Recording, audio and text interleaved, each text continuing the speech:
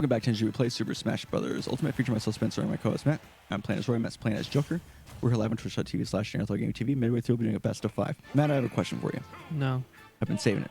Okay. And it's kind of like, like a dumb question, but I was going to ask you earlier, but I'm like, you know what, I'll save it for an episode. If you, this is a major if, let's say you started to see like weird like shadows or creatures or something like that, right? And maybe they were like based around, like around me, like something was following me, but only you could see it. Mm-hmm. What would you do? Because we're both pretty skeptical when it comes to stuff like that, right? But like, and like say like it's just weird or like off enough where you're not sure if you're actually seeing something, but like you get like a weird feeling of dread every time it happens. I mean, I don't know. I guess I would tell you. Hey, dude, you got some shit. You got some shit going on. I'm just trying to imagine how we would handle that conversation, because it's like I'd like to believe that we'd immediately like trust each other to be telling the truth. Mainly because we'd be like, dude, you know how much I don't fucking believe in this shit, and I'm telling you, this is not a joke. You know, like I'm being for real. Because like in movies, they're like, oh yeah, the skeptic, you know, he sees something and he's like, oh shit, you know, and sometimes like convincing people tends to go like pretty well, or the skeptic gets like convinced pretty, you know, I don't know, easily. I just don't know how we would, like, whether or not you would even trust that you were seeing something that was actually supernatural, or if you would be like, I guess I'm going crazy, you know. Well, didn't realize I had, you know, potential schizophrenia or something, you know. That's true. I guess I would. I mean, that would probably be my first assumption. I guess I'm seeing hallucinations. So, I mean, I would still tell you, but then I would just be like, guess I'm possessed now. This is me. Or maybe I'm possessed. Yeah, but like, if you're not doing anything differently, then why would I think you would be possessed? Well, just because stuff's like hanging around me, or maybe like I have the potential, you know, like Paranormal Activity, where it's like I'm like the chick or whatever, and it's just like around me.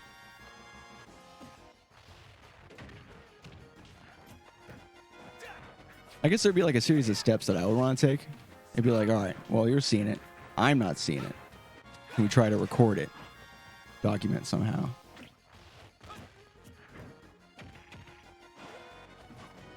After the initial shock, and like after like initial testing, if it came to the fact that you're not crazy in some way, and we have some type of like, this is probably what's happening, to be honest, I'd be kind of excited.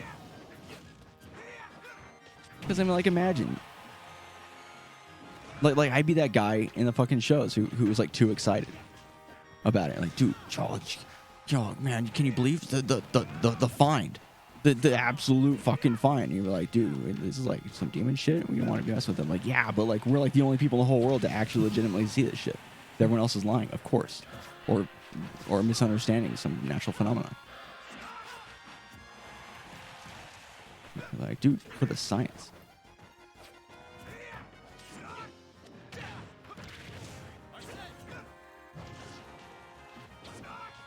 Oops.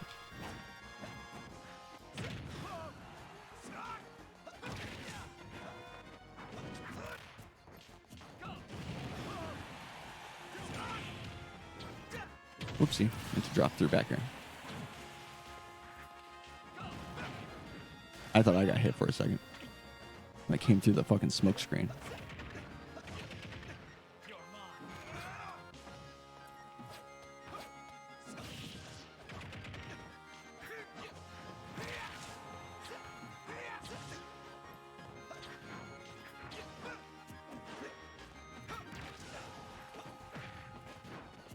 Yeah, it would be nuts. Edge, have you experienced any like weird like paranormal shit in your life that you like unexplainable or?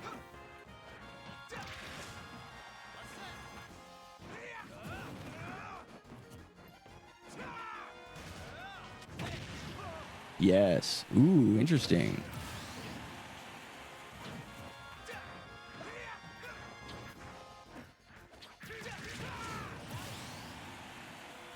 Care to share? Because I've never experienced anything paranormal.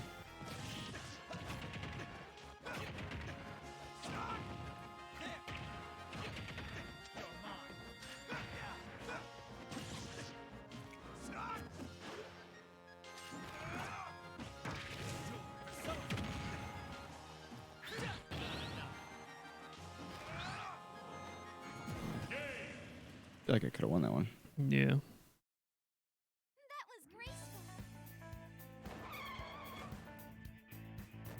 I think it's about time.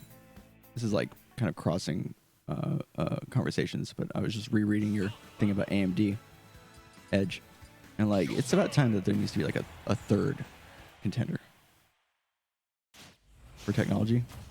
Intel, AMD, and someone else. IBC's coming back, baby. Oh, IBM. Oh yeah, whatever it's called.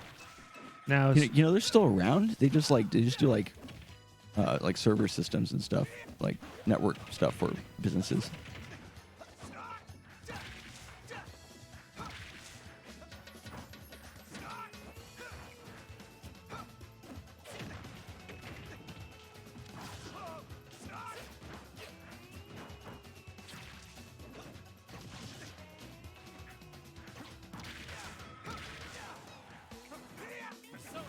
Damn, went too deep. And I'm trying to keep all the blood in my head instead of going under.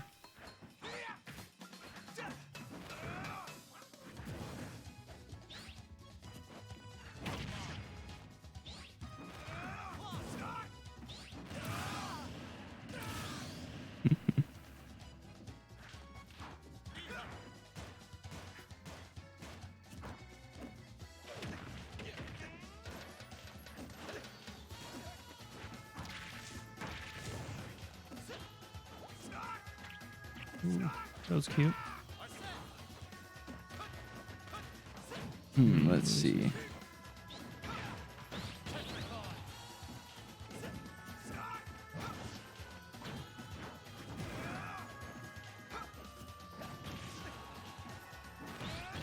Yeah, I think the only thing that's ever come close to like paranormal for me is like, a couple times when I was super young, I had I could probably chalk it up to just like scared of the dark, but like I had like incredibly uneasy feeling of something watching me if I was outside and I had my back to like darkness, and I would like was incredibly paranoid that I had to like turn around and look and make sure something's not there.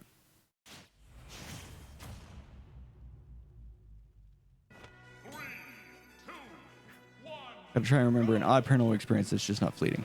Gotcha. Also, when I was really young, I had a situation where I thought that I was being watched from like a closet. Like there was a light on in the closet, or there's a light like shining into a closet from the window or something like that. Yeah, but that's like you. Just, But yeah, that's it's like kid normal shit. Yeah, it's like we're talking about. It's literally the closest I've ever had to that type of stuff. I've had two big ones. Were those both in Virginia? No. Oh. One was an alien. One was an alien? Yeah. I think you might have told me about this. I don't know. Was that like a light through the window type scenario? No, it was me, Coulter, and two of his friends that were driving to Jack in the Box by the house. And me and his friends saw like this giant green, like, looked like a cylinder missile thing happen right above like the mountain there. It was crazy. God damn. And then the other one was I was in Virginia, and this old farmhouse that was probably like 150 years old, where my sister lived with her kids.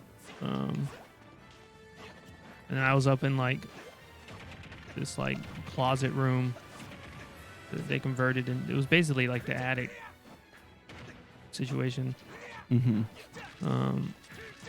I was listening, it was like late at night, and I was listening to the Beatles, trying to go to sleep, and then just like some fucking giant ass stomping happening right literally next to the bed, and the room is literally 70% bed.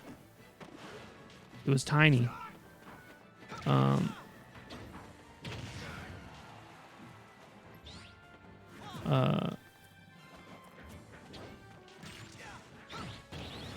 And there was like a dresser,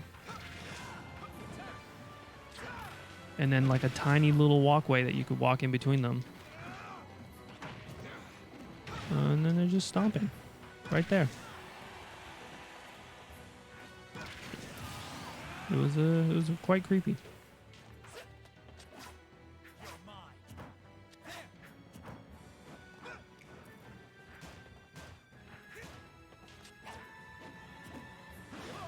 Hey, Shaq.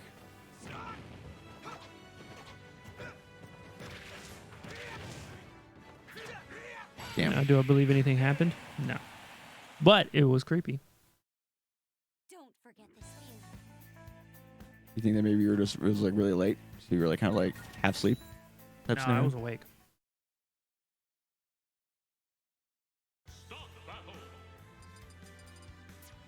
That's crazy because like I've even had like some major sleep paralysis. Like in my late teens, early 20s, where Best of five. best of 5, where like usually people who experience sleep paralysis, one of the common things is that you see like a face or a creature at the end of your bed or right above you, and it's just like because you're like hallucinating visually or whatever. Oh fuck, because you're half asleep, you're like in a sleep state but aware or whatever. But mainly what's happened to me is I just had the feeling of being trapped, that I can't move, and I have to like slowly rock my body awake. Like I have to wake my body up, and I'm like paralyzed. It's crazy. I enjoy all the salt from Bailiff reveal. I mean, some of it's pretty funny.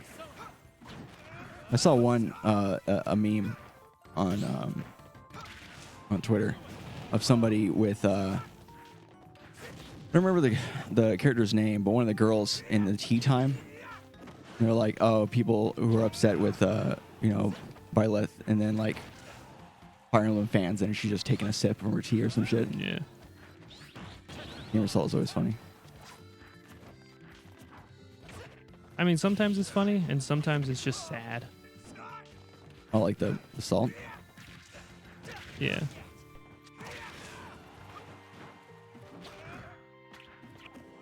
It's like, really, guys? I feel like sometimes people just like... People just want to be mad nowadays. I think that a lot of people And are bandwagoners when it comes to that type of shit. I'm just upset, like, why is everybody's, like, you have such unrealistic expectations of what, like, it's gonna happen. They're like, oh shit, fucking Doom guy. There's been, 3 Dooms. It's gonna be nuts. Like, that's why you put up 3 fingers. And then they're like, oh, fucking Kingdom Hearts Sora. Yeah, Oh, it's gonna be fucking. It's gonna be nuts, dude. It's gonna. What if they decide to have fucking Master Chief? His best game was number 3, so it's obviously that's what that means. Don't have unrealistic expectations. Go in expecting nothing, and then there you go. You don't get disappointed when you get nothing. Just have real expectations. I'm seeing some dots from Edge. Were you one of those? People are stupid in the story. Oh, okay. No, he was just judging them. I'm just like, all these people upset because Bayless is in Smash is because you had such high expectations and you had made up this fucking giant reveal in your stupid little head, and then now you're mad because it didn't come to fruition when it probably never was going to come to fruition anyways, and you should have just been a realistic person and not been excited. That's why I'm not excited. That's why I just don't get excited anymore. I think I'm always unhappy. And basically that made me happier. Well, the crazy thing about it is, you know, people are creating these situations just like themselves. Like they're not pulling any real like hints. There's no real hints they're going off of. They're like creating the hints. If you overhype something with it, you're going to get disappointed. Hence why I loved Andromeda. I also enjoyed Andromeda. And I had played all 3 of the Mass Effects literally right before it. And I was like, this is good. I liked it. I thought everything was good about it. I didn't run into any crazy glitches or anything like that. I got 80 or 90 hours out of it. Yeah, it was a good game. It was like really good. I was thinking Dante, but then look at the thumbnail for 5 minutes for the reveal, and I figured it was Bailiff, and people would be salty. Yeah. Man, you keep saying Bailiff like it's Bayleaf. Oh, whatever. Bailiff. I just want to. I'm trying to win a game here and also shit on our demographic at the same time. Our demographic isn't a bunch of, you know, wishy, get angry groups. Sorry, our demographic is people, you know, who think about things and are logical and have realistic expectations. But if you're talking about demographic being just Smash players, then yeah.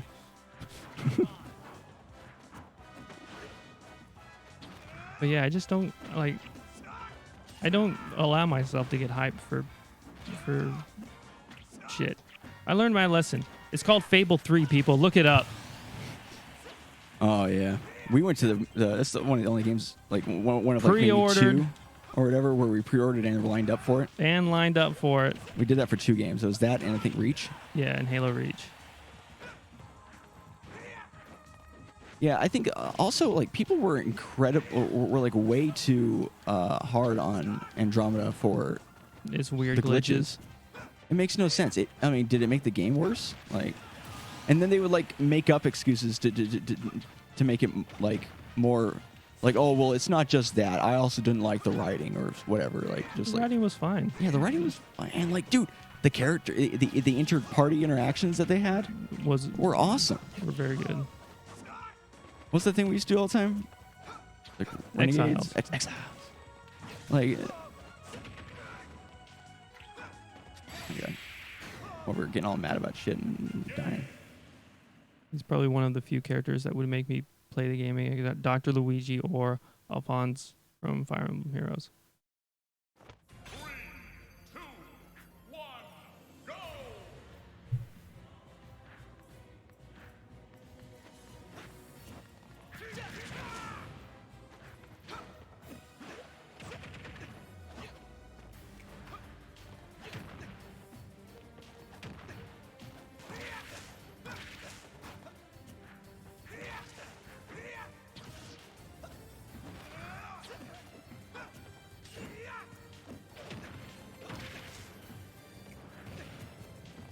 And if only I could run in the shield.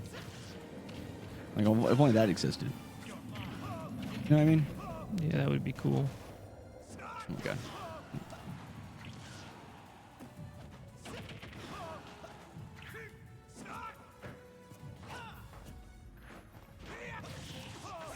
Ah, shit.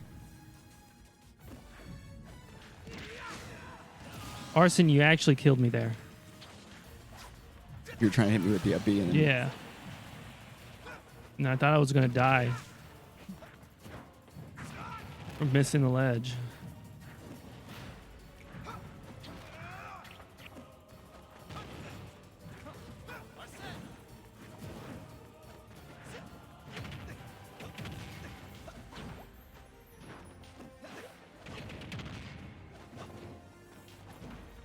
It didn't. And then you killed me because I wasn't expecting. So it was half my fault. half Arson's fault.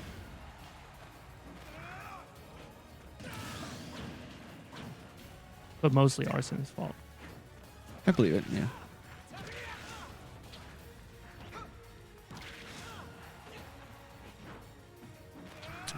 Going too deep again.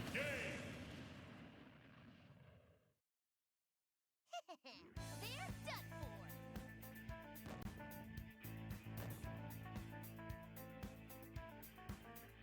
Plus, all the rest of the DLC fighters have been kind of shitty, besides Joker and Terry.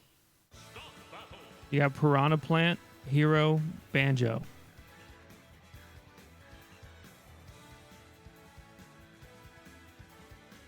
What was the order they went in? It went Piranha Plant, Piranha Joker, Plant, Hero, Joker, Banjo, Hero, Terry. Banjo, Terry. Yeah.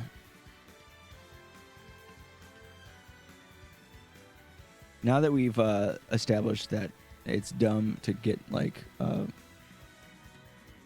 overexcited about picks, but like, yo, they're doing a season 2 or some shit. What do you guys think is gonna come in? who do you think is gonna happen? What if all the ones that everyone's upset about that didn't come in the next 6? What if then, dude? Well, what if they did that then, dude? I'd be so mad if they didn't do the thing that I want them to do and do all the things that everyone wants them to do. Yeah, Cyberpunk got delayed till September. Really? No. Yeah. But you know what? They're gonna come out with a great game, so take your time. We'll see. They've only come out with bangers. The Witcher 1 was not a banger. But they've grown every time. Every subsequent release that they've done has been better. Like, Witcher 1, it was good for its time. Not amazing. Hell yeah. Everything got delayed. Yeah. Which honestly, I'm kind of happy about like stuff being delayed, because we for so long have had a culture of games being released too early.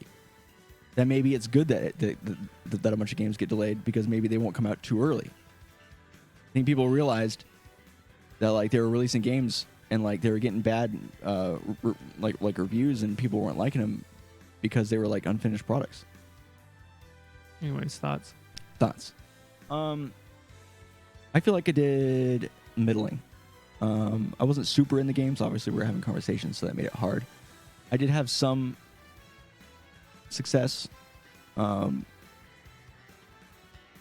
think what it comes down to is... I definitely think you probably could have taken 2 of those games if you hadn't SD'd. Yeah. The first game you SD'd, and then the last game you SD'd like almost twice, like 1.5 times. Yeah, something that I noticed, and I didn't quite get a chance to like really try it out. But I noticed that the people who play Roy that I was watching before or whatever, they don't do like up air like as like a combo starter, or as like even at low percents necessarily, except for very specific circumstances. Like for instance, I would down throw you or whatever, and then I would try to up air, and that's like my standard thing. But then like I don't have a follow up after that. Instead, what they do is they usually try to do forward airs, and they'll do like a chain forward air, where it's a forward air, double jump forward air. And I think if I down throw you at low percent and then forward air, that'll push you, and I'll be hitting you like with my strong hit, potentially. And then I think that might be a better option. And I might have done that once, but like I didn't really get a good chance to try it out. But I think my approach needs to be more like I need to be hitting the strong hit more often, because I tend to just kind of, I'm too afraid with the spaces, and I just swing, and I end up hitting you with weak hits a lot, which almost made me think maybe I should try Crom instead. But I'm like, if I just make adjustments, I need to learn to make adjustments like that. I think it'll be better. How do you think you did with Joker? Good. Anything that you were working on specifically? Not really. Was there anything you were doing in practice that you were able to get on me, like combo wise or anything like that? Just like you were practicing against Roy, just smacking I always around. practice against Roy. And I wonder why I lose now. Well, it's not like the Roy is doing anything. You're Yeah, getting used to the combo weight. Yeah.